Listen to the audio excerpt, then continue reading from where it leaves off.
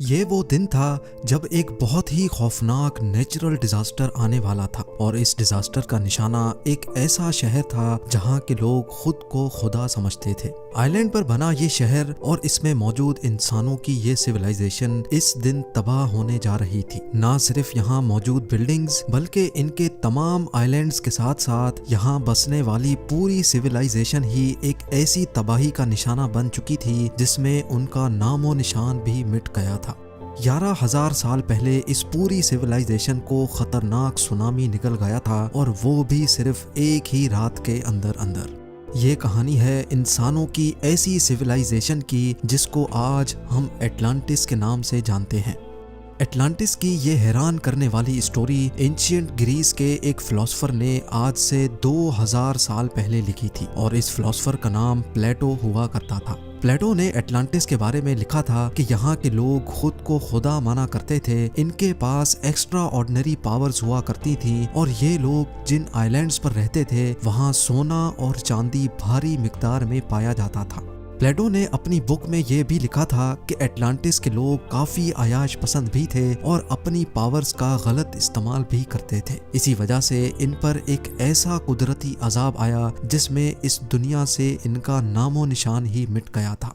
2000 साल पहले लिखी गई एटलांटिस की ये कहानी आज एक हिस्टोरिकल मिस्ट्री बन चुकी है, क्योंकि हिस्ट्री में कई ऐसे शहर हुआ करते थे जो आज समंदर के अंदर डूबे हुए हैं। इसी वजह से कई लोगों को एटलांटिस के भी समंदर में डूबने पर पूरा यकीन है। लेकिन सवाल ये है कि इतना बड़ा शहर और पूरी सिविलाइजेशन अगर रातों रात गायब हुई तो आखिर गई कहाँ? दुनिया में वो कौन सी लोकेशन थी जहाँ एटलांटिस के लोग बसा करते थे? और पिरामिड्स ऑफ इजिप्ट के बनने से भी 6500 साल पहले बसने वाले इन इंसानों के पास आखिर ऐसा क्या था जिसको आज तक याद किया जा रहा है? यही वो सवालात हैं जिनका जवाब तलाश करने के लिए साइंटिस्ट, आर्कियोलॉजिस्ट और रिसर्चर्स पिछली कई सदियों से कोशिश कर रहे हैं। लेकिन इस बार साइंस ने समंदर के अंदर जो सबूत तलाश किए हैं उसको देखकर ये कहना गलत नहीं होगा कि शायद 11,000 सालों के बाद हम एटलांटिस के डूबे हुए शहर को तलाश करने के बहुत करीब पहुंच चुके हैं। ज़ेम टीवी की वीडियोस में एक बार फिर से खुशामदीद। नाजरीन, समंदर के अंदर डूबी हुई मिस्टीरियस सिटीज की तरफ हर कोई ना चाहते हुए भी अट्रैक्ट होता है और खास तौर पे वो सिटीज जिनके बारे में कोई इंफॉर्मेशन भी नहीं होती। इन मिस्टीरियस सिटीज में अगर सबसे टॉप पे किसी का नाम आता है तो वो नाम है एटलांटिस का।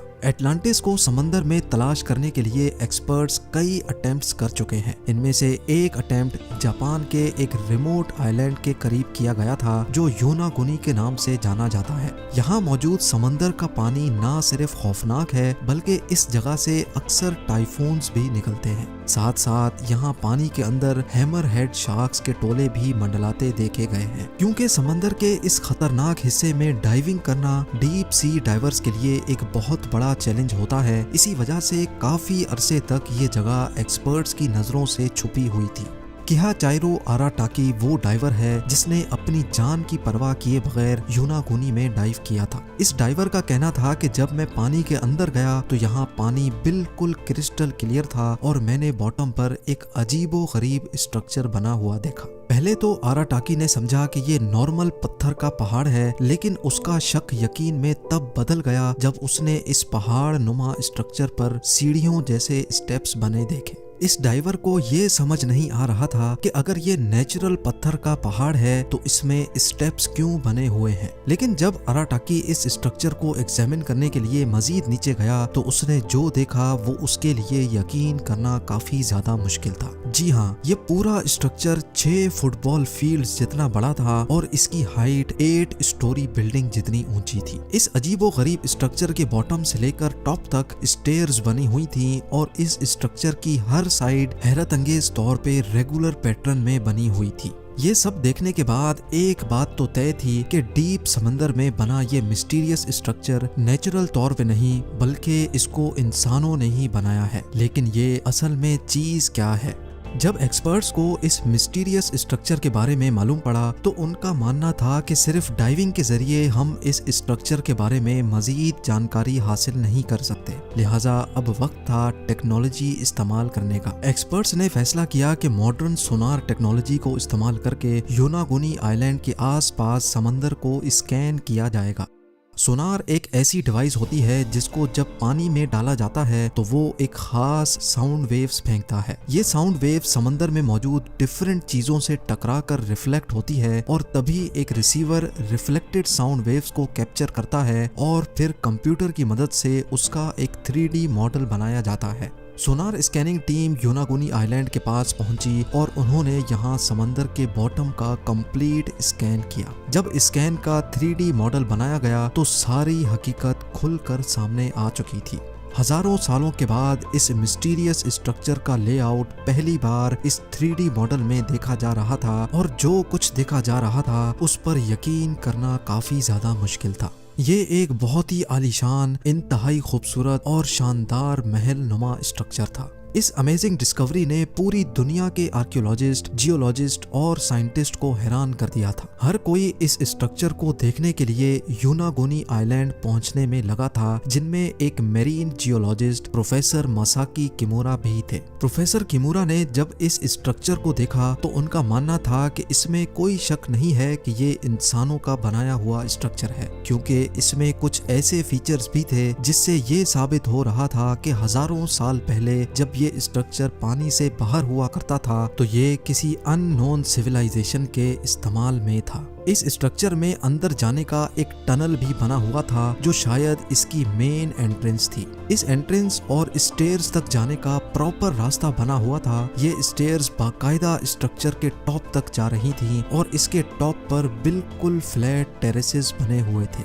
इनमें से सबसे टॉप वाले टेरेस पर एक ऐसी चीज भी थी जिसको देखकर ये अंदाजा होता है कि यहाँ रहने वाले लोग हजारों साल पहले भी काफी मॉडर्न सोच रखते थे। जी हाँ, यहाँ एक ट्रायंगल शेप का पूल भी बना हुआ था जहाँ प्रोफेसर किमुरा के ख्याल से नहाने के बाद लोग यहीं टेरेस पर सन बात करते होंगे। ये टेरेसेस इतने बड़े हैं कि यहाँ हजारों लोग एक ही वक्त में खड़े हो सकते हैं।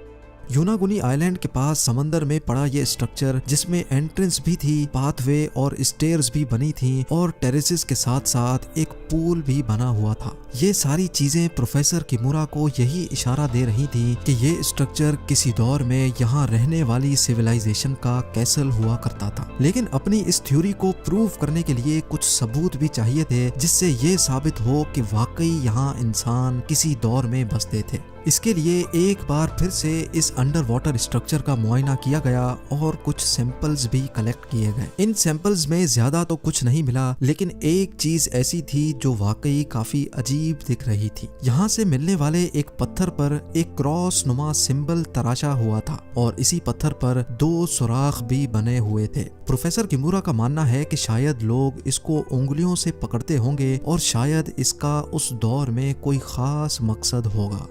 देखने में तो ऐसा मालूम होता है कि ये स्ट्रक्चर स्टोन ब्लॉक से बना हुआ है, लेकिन फॉरेंसिक डिटेल से मालूम पड़ा कि ये छोटे छोटे स्टोन ब्लॉक से नहीं बल्कि ये एक ही बहुत बड़ा पत्थर है। यानी इस एक बड़े पत्थर को तराश तराश कर इसका ये कैसल जैसा डिजाइन बनाया गया है। यहाँ से मिलने वाले आर्टिफैक्ट्स की कार्बन डेटिंग से मालूम पड़ा कि ये नमूने 8 से 10,000 साल पुराने हैं। यानी 10,000 साल पहले ये जगह पानी से बाहर होती थी और यहाँ इंसानों की ऐसी सिविलाइजेशन बसती थी जिसका अभी नामो निशान भी नहीं है। लेकिन क्या ये स्ट्रक्चर प्लेटो का बताया हुआ 11,000 साल पुराना एटलांटिस है या फिर यहाँ से हजारों मील दूर ग्रीस के एक आइलैंड के बराबर में समंदर के नीचे से मिलने वाली पूरी एक सिटी?